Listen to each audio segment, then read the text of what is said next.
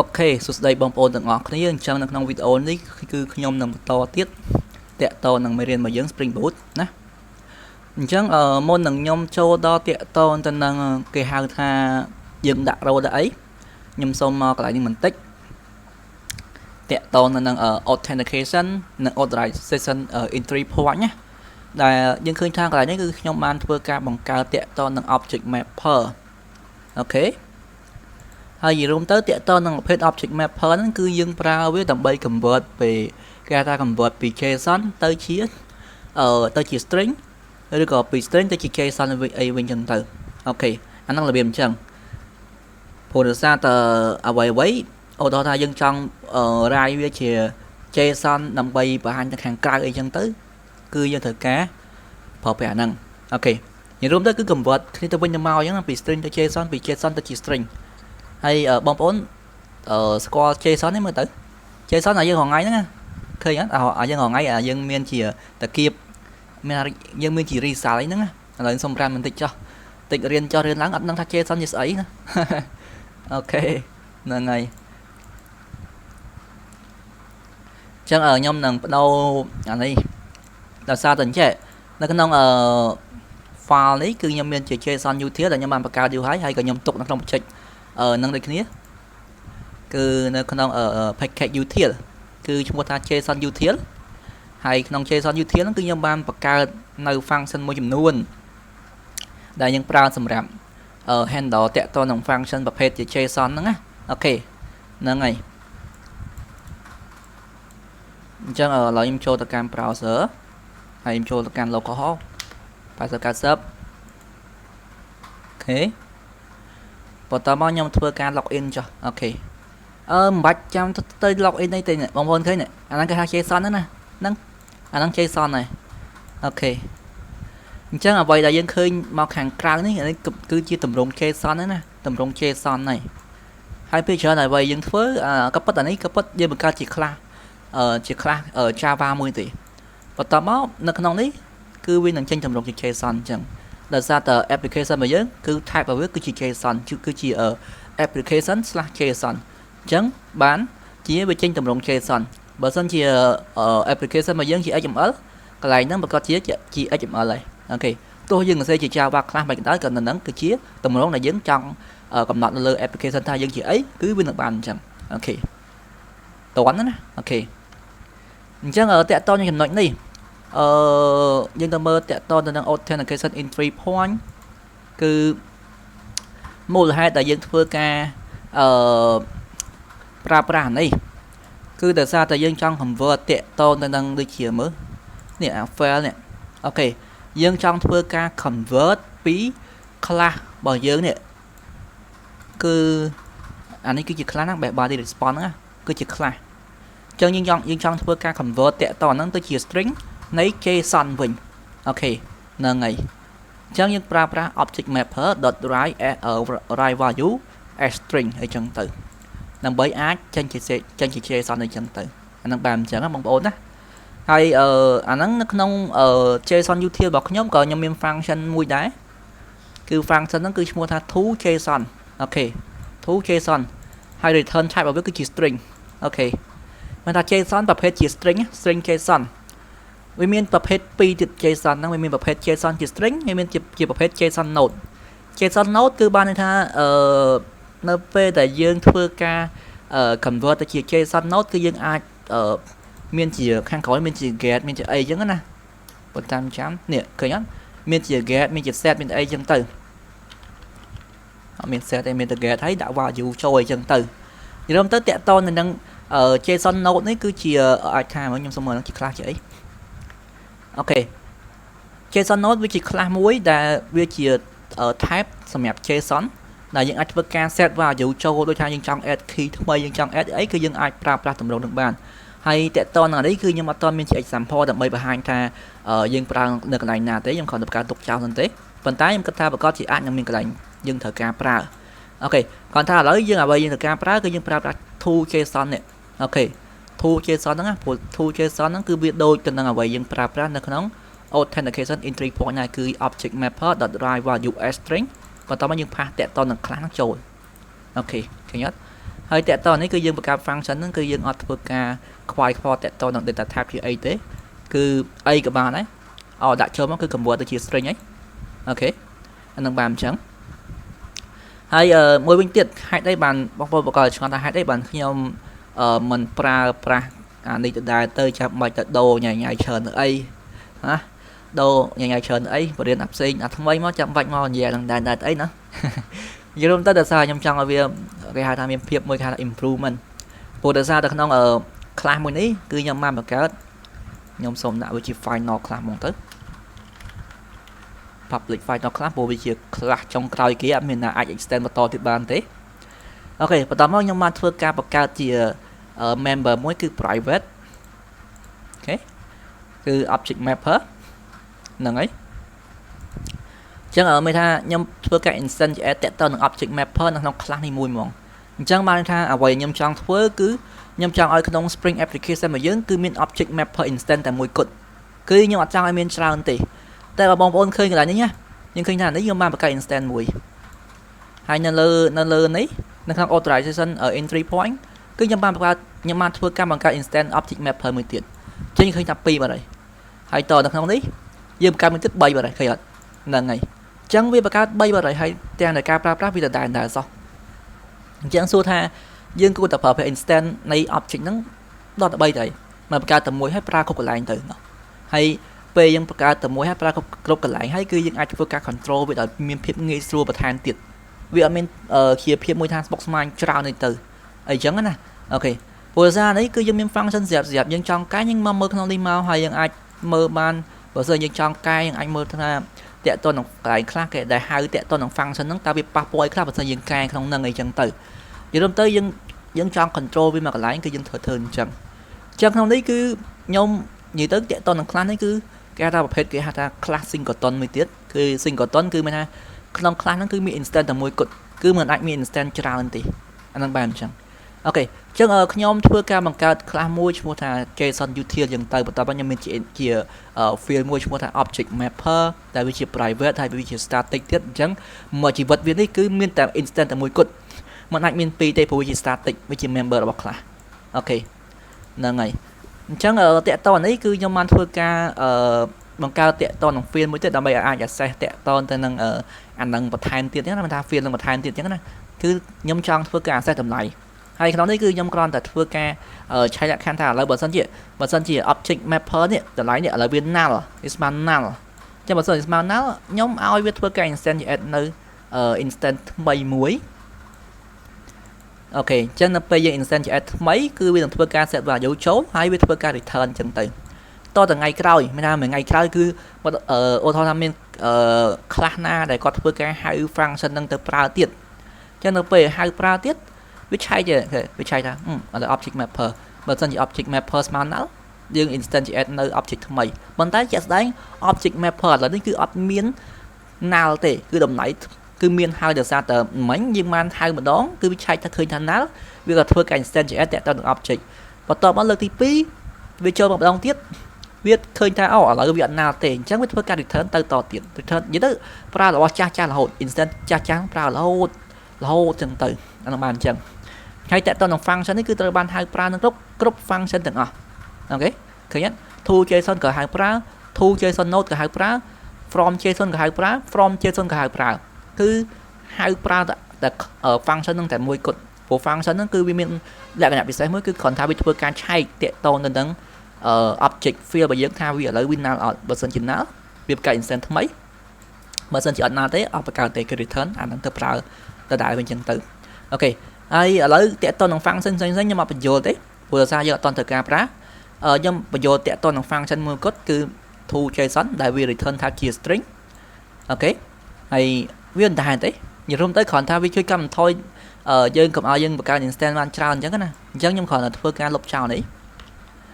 ហើយក្នុងនេះខ្ញុំធ្វើការ copy នេះបន្ទាប់មកខ្ញុំជំនួសដោយខ្ញុំប្រើប្រាស់ function មួយឈ្មោះថាJSON util to JSON នេះហើយខ្ញុំធ្វើការផា object ប៉ុណ្ណឹងគឺចប់អូខេហើយ authorize entry point គឺដូចគ្នាខ្ញុំ copy ខ្ញុំខាត់វាបន្ទាប់មកក្នុងនេះគឺខ្ញុំគ្រាន់ធ្វើការ call នៅJSON util dot to json ផាសអានេះចូលពុបចប់ឃើញអត់អញ្ចឹងយើងអត់ចាំបាច់បង្កើត instance ច្រើនទេហើយខ្ញុំធ្វើការលុប unuse import ចោលអូខេហើយក៏ខ្ញុំធ្វើការលុបនៅ unuse import ចោលដូចគ្នាអូខេប៉ុណ្ណឹងណាប៉ុណ្ណឹងហើយយើងរានទៅយើងនឹងឃើញថាវាអត់មាន error មានអីទេហើយបងប្អូនអាចធ្វើការ test មើលបានកន្លែងហ្នឹងធ្វើមិនបាន error ដឹងអត់យើង authentication fail ទៅវាឃើញ error កន្លែងហ្នឹងហើយអូខេអត់មានបាយណាអូខេហើយអញ្ចឹងកន្លែងនេះគឺខ្ញុំអត់មានប្រយោជន៍ច្រើនក៏ខ្ញុំគ្រាន់ធ្វើការimprove តាក់ទងនឹង code ដែលបន្តិចទេហើយអ្វីខ្ញុំត្រូវការធ្វើបន្តទៅគឺតាក់ទងនៅក្នុង user entity របស់យើងដែលខ្ញុំត្រូវការថែមតាក់ទងទៅនឹង role អូខេគឺ role ព្រោះសារក្នុង user out របស់យើងត្រូវការ role maintain user out detail ណាអត់ឃើញអញ្ចឹងឈប់ខ្ញុំសុំមើលសិនអូដូចមែននេះយើងចូលមើល direct មកទៅគឺនៅក្នុងនេះហើយ user out detail នេះដែលវាទាមទារតាក់ទងទៅនឹងគេហៅថា role ខ្លាំងមែនតើព្រោះសារឥឡូវយើងត្រូវការឆែក role ហើយព្រោះអ្វីយើងត្រូវការធ្វើបន្តទៅគឺយើងឆែក role ហ្នឹងហើយព្រោះអត់ធ្វើឆែក role ឆែកធ្វើអីកើតទៀតណោះដូចជាអត់កើតមានឆែក role ហ្នឹងហើយចាំឆែក role ហើយចាំខ្ញុំទៅម្នាក់អីផ្សេងបន្ថែមទៀតអីចឹងទៅអូខេអញ្ចឹងយើងទៅមើលបន្តទៀតថាយើងគួរធ្វើអីគេអញ្ចឹងដោយសារតែអញ្ចេះដោយសារតែក្នុងuser out detail នេះគឺវាទាមទារតាក់ទងនឹង user out detail projection នេះដែល user out detail projection នេះគឺជា class record មួយដែលខ្ញុំត្រូវការមានដូចជា ID username password និង enable ចឹងទៅហើយ class នេះគឺបាន return type នៅក្នុងuser out detail service នេះដែលយើងធ្វើការទៅប្រើប្រាស់ query ដើម្បីទៅ query ចឹងណាអូខេអញ្ចឹងអ្វីយើងបាន query ឥឡូវគឺមានតែ ID មានតែ username មានតែ password មានតែ enable ទេហើយសម្រាប់role គឺយើងអត់មានទេអូខេអញ្ចឹងតើយើងធ្វើមិនណោះ role យើងឥឡូវអត់មានប៉ុណ្ណឹងអញ្ចឹងតើយើងទៅបង្កើតcolumn មួយទៀតណាយើងបង្កើត column មួយទៀតនៅក្នុង table user ហ្នឹងគឺមាន role មានអីចឹងទៅដើម្បីយើងកំណត់ថាuser នេះ role អីគេ user នោះ role អីគេយើងចឹងទៅអធិស្ឋានយើងផ្អើបន្តិចយើងត្រូវបង្កើតនៅ column role មួយទៀតចឹងណាហើយ role ខ្ញុំគិតសពទៅគឺខ្ញុំអត់ចង់ដាក់ជា array ទេព្រោះដោយសារតែខ្ញុំគិតថា user មួយអាចមាន role តែមួយទេមិនអាចមាន role ច្រើនមែនទេតើ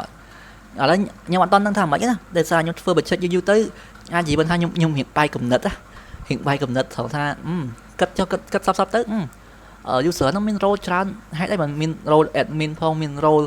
user ផងមាន role អីផងដូចវាអត់ទៅសមអញ្ចឹងណាខ្ញុំគិតថាអត់ទៅសមអញ្ចឹងឥឡូវក្នុងលំហាត់នេះគឺខ្ញុំដាក់ role តែមួយទេគឺ user មួយមាន role តែមួយគត់អត់អាចមាន role 2 3ទេហើយសម្រាប់ role ហ្នឹងគឺយើងធ្វើការបង្កើតជា enum មួយដើម្បីធ្វើការរក្សាតាក់ទងនឹង role ថាគាត់មាន role ខ្លះៗអីចឹងទៅអូខេហើយរបៀបនៃការដាក់ហ្នឹងគឺខ្ញុំភ្លេចសឹងទាំងអស់ហើយណាខ្ញុំនិយាយតាមត្រង់ខ្ញុំភ្លេចសឹងទាំងអស់ហើយអារបៀបដោយសារចេះក្នុង user entry របស់យើងមិនត្រូវដាក់ role ដាក់អីហ្នឹងហើយយើងត្រូវថាដូចជាដាក់ enumerate ទេបើតាចាំប៉ុន្តែខ្ញុំសុំឆែកបន្តិចសិនព្រោះខ្ញុំអត់ចាំទេអញ្ចឹងខ្ញុំគ្រាន់ធ្វើការដាក់ថា JPA enumerated អញ្ចឹងទៅ enumerated នេះខ្ញុំឆែកទៅវាប្រកាសជាមានអូខេ persisting enum in JPA អូខេចឹងយើងមើលទៅធ្វើតាមគេតិចទៅព្រោះខ្ញុំគិតថាដូចជាមិនលំបាកទេនេះទីមួយយើងបង្កើត enum ចឹងមកតើមកយើងដាក់ចេះមកគឺដើរហើយអូខេតោះចាប់ដើមចឹងជំហានដំបូងគឺខ្ញុំទៅរកកន្លែងបង្កើត enum សិនខ្ញុំដូចជាខ្ញុំបង្កើតនៅក្នុងនេះ enum ក្នុងនេះអូខេចឹងខ្ញុំគ្រាន់ធ្វើការ right click នៅក្នុង package enum មួយនេះដែលខ្ញុំបានបង្កើតនៅក្នុង package constraint អូខេខ្ញុំ right click ហើយខ្ញុំដាក់ java class ហើយខ្ញុំយក enum នេះណា enum បន្តមកខ្ញុំដាក់ឈ្មោះថា role enum ចុះឬក៏មិនខ្ញុំដាក់អក្សរធំទាំងអស់ឬក៏តូចទាំងអស់ខ្ញុំអត់ចាំទេខ្ញុំដាក់ role enum ចុះអូខេ role enum ឬក៏ user role in name ចុះហ្នឹងហើយអូខេបែបអញ្ចឹងហើយ in name ដូចជាបន្តខ្ញុំចាំយើងអាចមានជាអក្សរមានជាអីទៀតក្នុងហ្នឹងមាន value ជាអក្សរតូចអក្សរធំអីចឹងទៅអញ្ចឹងឥឡូវខ្ញុំដាក់មាន role ជា customer មាន role ជា admin មាន role ជា developer អញ្ចឹងទៅមានថា developer គឺ control everything គឺអ្វីក៏អាច control បានតែអីចឹងទៅចាឥឡូវយើងមានតែ3បានដែរឬក៏មានតែ2បានបាច់ដាក់3នាំឈឺក្បាលច្រើនហើយបើតាខ្ញុំចាំដូចជាយើងអាចដាក់ចេះឬក៏មិនមើលសាកសិនខ្ញុំសុំឆែកមើលបន្តិចសិនតើមើលអីគេ Java enum អូខេសុំមើលនេះមើល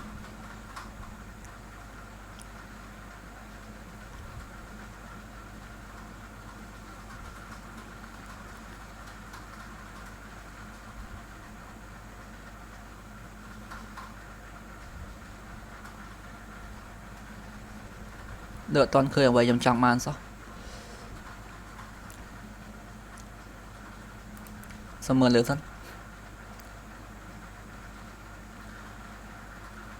ខ្ញុំគិតថាវាគួរតែមានប្រភេទ value មួយទៀតណា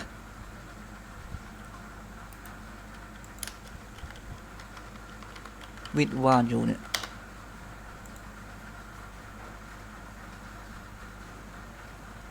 នេះឃើញអត់នេះចង់មកអញ្ចឹងនេះព្រោះក្នុងនេះខ្ញុំចង់ store ចេះចេះកើតអត់កើតមើលអញ្ចឹង public enum ខ្ញុំយល់ហើយតែបើកើតចេះទៀតនេះតែបើកើតចេះទៀតតែបានដើរឥឡូវខ្ញុំសាកតាមគេចុះចាត់ទុកថាខ្ញុំអត់ចាំទៅចុះណាព្រោះខ្ញុំអត់ចាំមែនអូខេអត់និយាយលេងសើអត់ចាំមែន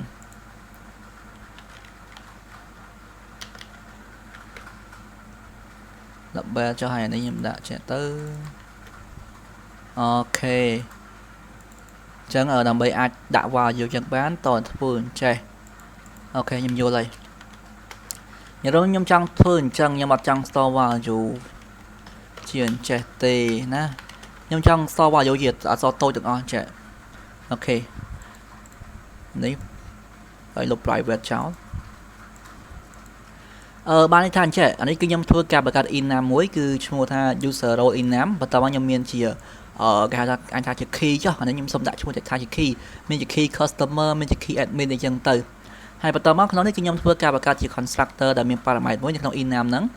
ដែលក្នុងនេះគឺខ្ញុំឲ្យមានថាខ្ញុំអាចធ្វើការតម្លាក់តាក់ទងទៅនឹងតម្លៃចូលតាមនេះអូខេអញ្ចឹងនៅពេលខ្ញុំដាក់តម្លៃចូលតាមហ្នឹងអា label នេះគឺវានឹងផ្ដល់ទៅតាមហ្នឹងអីចឹងទៅអូខេខ្ញុំគិតថានេះវា good អូខេខ្ញុំគិតថា good ប៉ុន្តែមិនតន់ថាវាដើរដោយរបៀបម៉េចទេណាគ្រាន់ថាខ្ញុំគិតថាឥឡូវពេលដាក់អញ្ចឹងហើយពេលដែលយើងត្រូវការ access value យើងត្រូវតែ access value ដោយប្រើប្រាស់នេះព្រោះបើ access ពីនេះដូចជាអត់កើតអានោះតែខ្ញុំគិតណាប៉ុន្តែឥឡូវយើងសាក test សិនទៅចុះព្រោះឥឡូវអានេះខ្ញុំ test តាមអ្វីដែលគេបានផ្ដល់ឲ្យមិញទេព្រោះដោយសារបើសិនជាយើងអត់ដាក់អញ្ចឹងទេបើយើងអត់មាន field label អត់មានអីដើម្បី assign value អញ្ចឹងទេគឺយើងប្រកាសជាមិនអាចធ្វើការដាក់នេះបានទេហើយបើសិនជាយើងអត់មានអានេះទេនេះបើយើងអត់មាន field label ទេណាហើយយើងដាក់ទៅអញ្ចេះហ្មងក៏ value ដែលយើងផាសតាក់ទងអក្សរតូចនេះក៏វាអត់មាន assign ទៅកន្លែងណាដែរព្រោះដោយសារនេះយើងដាក់អញ្ចឹងដោយសារយើងចង់ assign ចូល value មួយតិចនៅពេលយើងចង់យក value ទៅនឹងទៅរក្សាទុកគឺយើង call តាក់ទងនឹង value មួយនេះនៅក្នុង enum មួយហ្នឹងយកទៅប្រើប្រាស់អញ្ចឹងទៅព្រោះបានន័យថាអញ្ចឹងកន្លែងនេះគឺបានថានៅពេលខ្ញុំនៅពេលដែលខ្ញុំធ្វើការ save value គឺខ្ញុំចង់ call តាក់ទងនឹង user ឧទាហរណ៍ខ្ញុំចង់ call តាអញ្ចឹងឧទាហរណ៍ call តាក់ទងនឹង user role enum .customer អញ្ចឹងទៅអញ្ចឹងណាអូខេឬក៏ admin អញ្ចឹងទៅប៉ុន្តែនៅពេលខ្ញុំ call អញ្ចឹងហើយប៉ុន្តែនៅពេលវា save ចូលទៅកាន់ database គឺវាមិន save តាក់ទងនឹង customer key នេះចូលទេគឺវា save តាក់ទងនឹង customer key អក្សរតូចនេះអូខេ គឺខ្ញុំចង់ save អញ្ចឹងណាបងប្អូនណាអូខេខ្ញុំចង់ save អញ្ចឹងយើងអាចធ្វើអញ្ចឹងបានឥឡូវខ្ញុំសាកសិនទេខ្ញុំអត់តន់នឹងវាត្រូវឬក៏អត់ទេអូខេអញ្ចឹងឥឡូវបន្តយើងបានបង្កើតតាក់ទងនឹង user role enum នៅក្នុង enum របស់យើងហើយគឺយើងធ្វើការចូលមកកាន់តាក់ទងនៅក្នុងមើលនេះ user entity របស់យើងហើយខាងក្រោមនេះគឺខ្ញុំធ្វើការ call ដាក់ថា column អូខេ column ហើយname គឺខ្ញុំដាក់ថា role ហើយតាក់ទងនឹង column នេះឥឡូវបើសិនជាបងប្អូនដាក់ថា null របស់ស្មើនឹង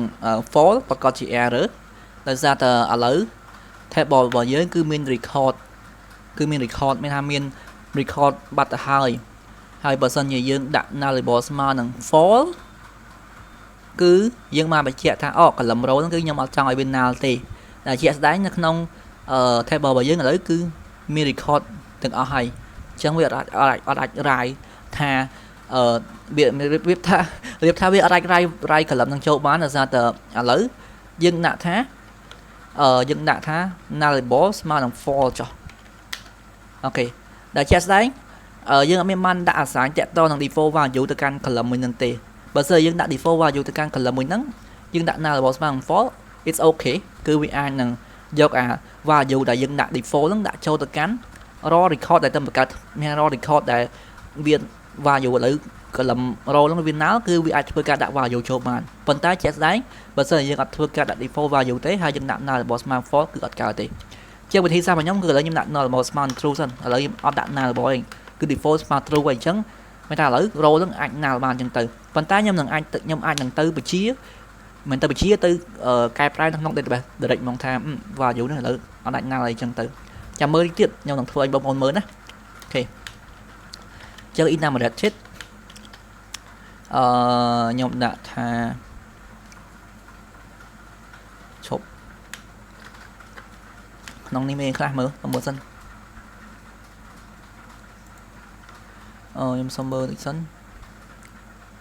អូខេចានេះយើងអត់ប្រាប់ថា ordinal ទេដូចជាយើងមើលខ្ញុំសុំមើលសិន ordinal នេះคลิกបាទ ordinal គឺ persist numerated type property of field as an integer អូខេអត់ទេអត់យក ordinal ទេគឺខ្ញុំយកជា string ordinal គឺវា save ជា index នៃ enum ណាឧទាហរណ៍ថានេះគឺយើងមានជាលេខនេះវាលេខ0នៃលេខ1ចឹងទៅវាគិតថានេះលេខ0នេះវាលេខ1ចឹងទៅពេលវា save ក្នុង database ប៉ុន្តែអ្វីជាក់ស្ដែងគឺខ្ញុំអត់ចង់ឲ្យវា save តម្រង ordinal ទេគឺខ្ញុំចង់ឲ្យវា save តម្រងគេហៅថាជា string បានថាវាធ្វើការ save តាក់ទងនឹង customer ឬក៏ admin អញ្ចឹងទៅអានោះបានអញ្ចឹងអូខេអញ្ចឹងខ្ញុំធ្វើការ call value មក user role enum ស្មើនឹង role អញ្ចឹងទៅអូខេសង្ឃឹមថាអ្វីវានឹងល្អប្រសើរខ្ញុំធ្វើការរ៉ាំដងទៀតខ្លាចតើវាចេញលទ្ធផលមិនល្អប្រសើរអញ្ចឹងណាអូខេអត់អីណា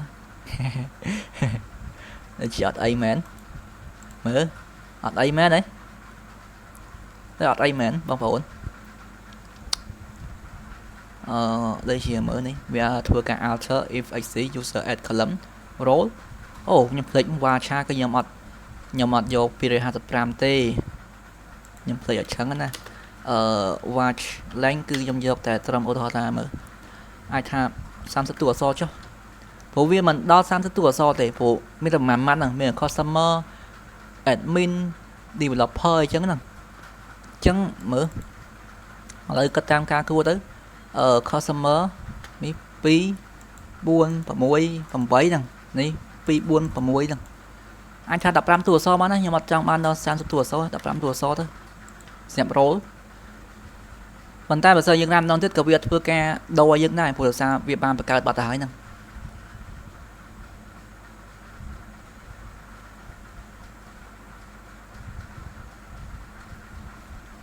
វីដេអូទៅនេះ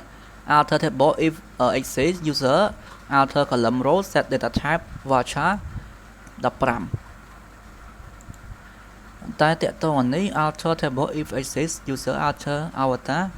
អូអានេះវានៅ set តកតងនឹងរហូតខ្ញុំគិតថាវា incorrect អីមួយបានវា set នឹងរហូតវានៅ set អានឹងរហូតណាប៉ុន្តែនេះអត់អីទេវាគ្រាន់ធ្វើការពិនិត្យម្ដងទៀតខ្ញុំគិតថាកន្លែងនេះប្រហែលជាវាអត់សូវស៊ីមួយ column definition អញ្ចឹងវាអត់សូវត្រូវ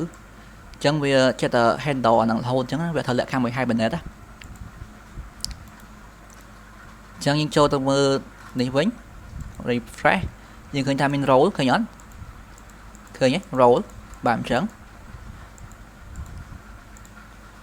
ប៉ុន្តែយើងចូលមកមើលតាក់ទងទៅនឹង design table មើលបន្តិចយើងឃើញថានេះ role របស់យើងឥឡូវនេះគឺvarchar គឺ15តួអក្សរហើយវាអាច null បានបើសិនខ្ញុំធ្វើការចុច text ដាក់ថាឥឡូវមិនអាច null បានទេហើយខ្ញុំធ្វើការចុច save នេះ save នេះប៉ក់ error ភឹបចេញមកនេះ column role or relation user contain null value អូខេមូលហេតុគឺដោយសារតែនេះយើងឃើញ value របស់យើងឥឡូវនេះគឺវា null ទាំងអស់ហើយឥឡូវយើងមកបញ្ជាក់ថា column ទាំងអត់អាច null បានទេអញ្ចឹងវាមិនអាចថាជារឿងមួយដែលអាចទៅរួចទេគឺមិនអាចទៅរួចទេតទៅនឹងរឿងហ្នឹងព្រោះដោយសារ role ឥឡូវ column role របស់យើង value របស់យើងគឺ null អញ្ចឹងបើសិនយើងចង់ set ថាខ្ញុំអត់ចង់ឲ្យ column នឹង null ទេអញ្ចឹងតើយើងធ្វើការ assign value ទៅជាអីទាំងអស់ឥឡូវដាក់ថា customer ទៅ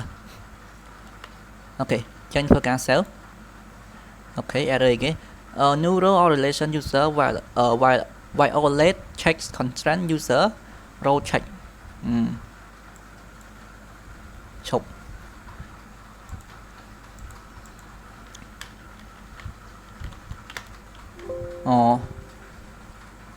អត់កើតទេបងប្អូនអើយខ្ញុំស្មានថាធ្វើចេះកើតតែអត់កើតដែរហ្នឹងចឹងនេះអត់កើតទេណាត្រូវតែអក្សរធំដាក់អក្សរតូចអត់កើតទេខ្ញុំគិតថាអាចនឹងកើតតើវាអត់កើតមិនដឹងធ្វើម៉េចទេទុកសិនតែប៉ុន្តែខ្ញុំចង់ sell ជាអក្សរតូចប៉ុន្តែឥឡូវវាទៅជាអក្សរធំក៏អក្សរធំទៅតាមចិត្តនឹងធ្វើម៉េចតាមដំណើរណាបងប្អូនឃើញថាមិញខ្ញុំធ្វើការសរសេរអក្សរតូច customer ទាំងអស់គឺវាថាវា type នៃ role ហ្នឹងវាអត់ត្រូវជាមួយនឹង in name ដែលយើងបានបង្កើតមិញណាអញ្ចឹងតើខ្ញុំដាក់ customer ទាំងអស់ចេះបើវាអូខេចឹងឥឡូវខ្ញុំធ្វើការចុច save ម្ដងទៀតគឺអូខេគឺដើរអូខេហើយមើលនេះមើលអញ្ចឹងតើតើនេះ hibernate នៅធ្វើការឆែកអាហ្នឹងម្ដងទៀតអញ្ចឹងគាត់ថាប្រហែលជានេះយើងដាក់អញ្ចឹងវាអត់ត្រូវវាអត់ត្រូវនេះ avatar នេះយើងដាក់ column definition ជា text អញ្ចឹងវាអត់ support វាអត់ support ឬមិនខ្ញុំអត់ដឹងដែរប៉ុន្តែអត់ថ្មីទេតើតើនេះខ្ញុំសូមធ្វើការដាក់ថា nullable ស្មើនឹង false អញ្ចឹងទៅព្រោះ role អត់អាច null បានទេអញ្ចឹងណាអញ្ចឹងសម្រាប់នងទៀត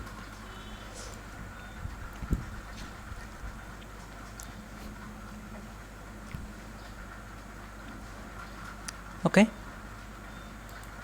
អញ្ចឹងដូចជាអីគឺវាល្អហើយមាន role មានអីវិញណាអូខេចឹងឥឡូវគឺយើងមាន role ជា customer អីអស់ហើយអូខេចឹងមាន role ជា customer ហើយឃើញណាចឹងអ្វីដែលយើងត្រូវការធ្វើបន្ទាប់គឺយើងនឹងយក role ទាំងអស់ហ្នឹងមានថាយើងនឹងយក role ហ្នឹងដែលយើងធ្វើការ create ដោយយើងប្រើប្រាស់user o detail របស់យើងនេះអូខេយើងនឹងទៅមើលហើយខ្ញុំនឹងបន្ថែម field មួយទៀតឈ្មោះថា user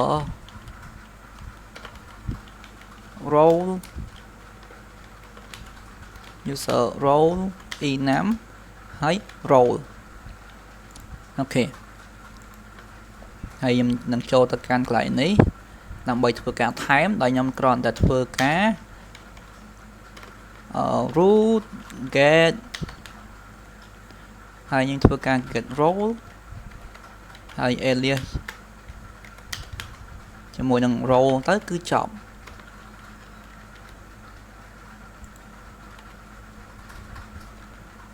អូខេប្រព័ន្ធនេះគឺយើងអាច return នេះបាននេះអូខេអញ្ចឹងមើល function ហ្នឹងយើង call កន្លែងណា get username load by username អូខេត្រឹមត្រូវ ចឹងកន្លែងនេះយើងប្រកាសជាអាចធ្វើការ get តាក់ទងនឹង role បានណាប៉ុន្តែសារ role របស់យើងឥឡូវនេះវាជាគេថាវាជាមិនជា array ទេចឹងយើងបើកនេះវិញមកហើយខ្ញុំធ្វើការមើលឈប់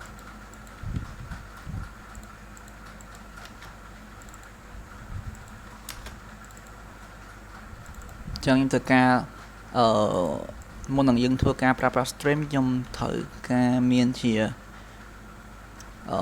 list មួយមានអត់មកទៅអញ្ចឹងមើលឈប់ខ្ញុំសុំគិតតិចសិនព្រោះឥឡូវខ្ញុំធ្វើការមានជា list មួយដែល list ហ្នឹងមាន value តាក់ទងនឹង role ដែលយើងបានមាននេះគឺ d.user.role នេះអូខេប៉ុន្តែសារ role ហ្នឹងឥឡូវវាគ្រាន់តែជា enum ទេវាមិនជា array ទេអញ្ចឹងមើលបើខ្ញុំបង្កើនចេះ list នៃ string ស្មើទៅនឹង role ស្មើទៅនឹង new array list បន្ទាប់មក role របស់ខ្ញុំធ្វើការ add តាក់ទងនឹង this.user.get .role នេះហើយ role នេះឥឡូវវាជាគេហៅថាជា enum ទៀតចឹងត្រូវ convert ទៅជា string មួយទៀតឬក៏ name នេះមែនអូខេហើយយើងដាក់ role នេះមកអូខេខ្ញុំគិតថាប៉ុណ្្នឹងវាអូខេបើដែរ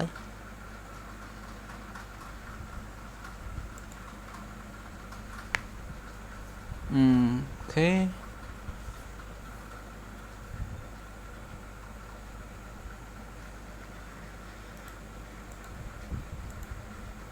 ចឹងឥឡូវបើសិនជាខ្ញុំធ្វើការ login នៅនេះឥឡូវខ្ញុំសាក login តាក់ទងនឹងកុកលេខ1នេះចុះ password គឺ 118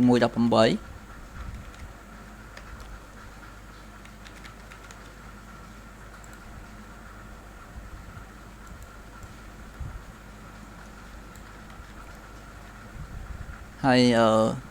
អូតថាថ្ងៃក្រោយតាក់ទង endpoint ទាំងអស់នេះគឺខ្ញុំបញ្ជាក់ថាតទៅ admin បានអាច access ចូលបានអញ្ចឹងទៅមើលអានេះចាំមើលទៀតក៏ឥឡូវខ្ញុំគ្រាន់តែមើលខ្ញុំមិនតដឹងថាគួរធ្វើមិនតទៀតនេះអូខេឥឡូវ access អីធម្មតាអញ្ចឹងទៅហើយយើងក៏មិនតបានខតាក់ទងនៅនឹង authorization នេះដែរខ្ញុំសូមមើលវីដេអូរបស់យើង30 នាទីបាត់ហើយខ្ញុំថាធ្វើមួយផ្លែតសង30 នាទីបាត់ហើយឥឡូវចេះវិញណាខ្ញុំសុំ slash ប៉ុណ្្នឹងសិនឥឡូវខ្ញុំគ្រាន់តែបញ្យល់ថាអ្វីខ្ញុំបានធ្វើនៅក្នុងវីដេអូនេះគឺខ្ញុំប្រតាក់តទៅនឹងអា entry point ដែលយើងប្រើប្រាស់ JSON អីមិញអាហ្នឹងខ្ញុំបញ្យល់ហើយណាឥឡូវខ្ញុំបញ្យល់អានេះបន្តិចទេគ្រាន់ថាឥឡូវតាក់ទងនឹង column row នេះគឺខ្ញុំបានធ្វើការបង្កើតវាហើយខ្ញុំដាក់ length វាគឺ15តួអក្សរហើយខ្ញុំដាក់ nullable គឺស្មើនឹង for គឺមិនអាច null បានទេថ្ងៃក្រោយអញ្ចឹងណាហើយខ្ញុំដាក់តាក់ទងនឹង enumerated តាក់ទង enum type គឺជា string ដោយសារតែខ្ញុំចង់ឲ្យវា cell តម្រង់ជា value បានចេះអូខេហើយយើងត្រូវការមាន enum ហើយ enum របស់យើងមានជា customer និង admin អីចឹងទៅអូខេហ្នឹងហើយបន្ទាប់ពីយើងបានបង្កើត role ហ្នឹងហើយអញ្ចឹងនៅពេលយើងបានបង្កើត role នៅក្នុង entity ហើយគឺវានឹងធ្វើការបង្កើត column នៅក្នុង table របស់យើង user មួយនេះអញ្ចឹងជាក់ស្ដែង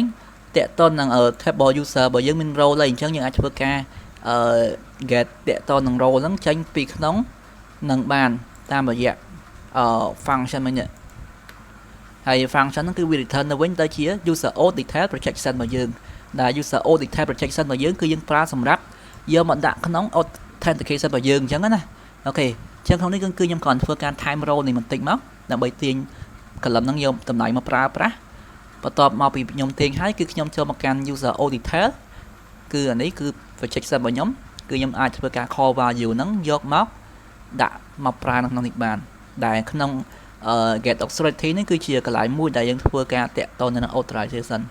យើង set value set អីគឺយើង set នៅក្នុងហ្នឹងណា set row set អីចឹងណាអូខេហ្នឹងហើយអញ្ចឹងក្នុងនេះដោយសារតែ row របស់ខ្ញុំវាជាតម្លៃធម្មតាគ្រាន់ជា in name ធម្មតាទេវាមិនមែនជា array នៅ in name មួយហ្នឹងទេអញ្ចឹងខ្ញុំគ្រាន់ធ្វើការបង្កើតនៅគេហៅថា list នៃ role មួយហើយបន្តមកខ្ញុំធ្វើការ add role នឹងចូលផ្លឹបទៅបន្តមកចុងក្រោយគឺខ្ញុំគ្រាន់ធ្វើការ stream ហើយ map តាក់ទងនឹង role ហ្នឹងចេញជា class មួយនេះគឺ simple grand authority ហើយខ្ញុំ convert ទៅជា convert ចុងក្រោយគឺទៅជា collector ជា list នៃ collector ប៉ុណ្ណឹងគឺចប់និយាយរួមទៅអានេះគឺយើងធ្វើមិនឲ្យវា support ទៅតាមរយៈ function ដែលគេមាននេះគឺធ្វើមកដូចទៅនឹង function ដែលគេមានគេទាមទារ data type ជាអីគឺយើងត្រូវការធ្វើដូចតាមគេចឹងទៅ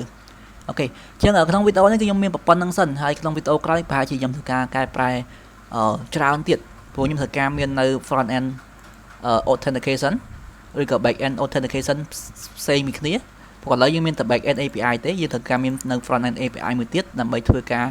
ឲ្យវា symmetry ជាមួយគ្នាអញ្ចឹងណាព្រោះឥឡូវយើងឃើញថាបើសិនជាខ្ញុំចង់ធ្វើទៅនឹងតែមួមកន្លែងមកក៏វាអូខេដែរគ្រាន់ថាវាមើលទៅស្មុគស្មាញច្រើនពេកហើយយើងចង់ធ្វើឲ្យមើលទៅវាល្អសម្រាប់យើងដែរណាមើលទៅទុកជាអនុស្សាវរីយ៍ទុកជាគេហៅថាអ្វីដែលយើងបានរៀនបានធ្វើអញ្ចឹងទៅថាការអញរៀនអញធ្វើបានប្រព័ន្ធអ្នកលុយណាហ្នឹងហើយអាហ្នឹងវាអញ្ចឹងអូខេអញ្ចឹងក្នុងវីដេអូនេះខ្ញុំមានប៉ុណ្្នឹងសិនមានចម្ងល់ធ្វើការសាកសួរបន្ថែមបានហើយបើសិនជាក្នុងវីដេអូនេះមានកំហុសឆ្គងកើតឡើងដោយអចេតនាក៏សូមបងប្អូនមេត្តាអធិស្ឋានអញ្ចឹងមានប៉ុណ្្នឹងអរគុណច្រើនជម្រាបលាបាយបាយរីត្រីសុខស្ដីបាយបាយ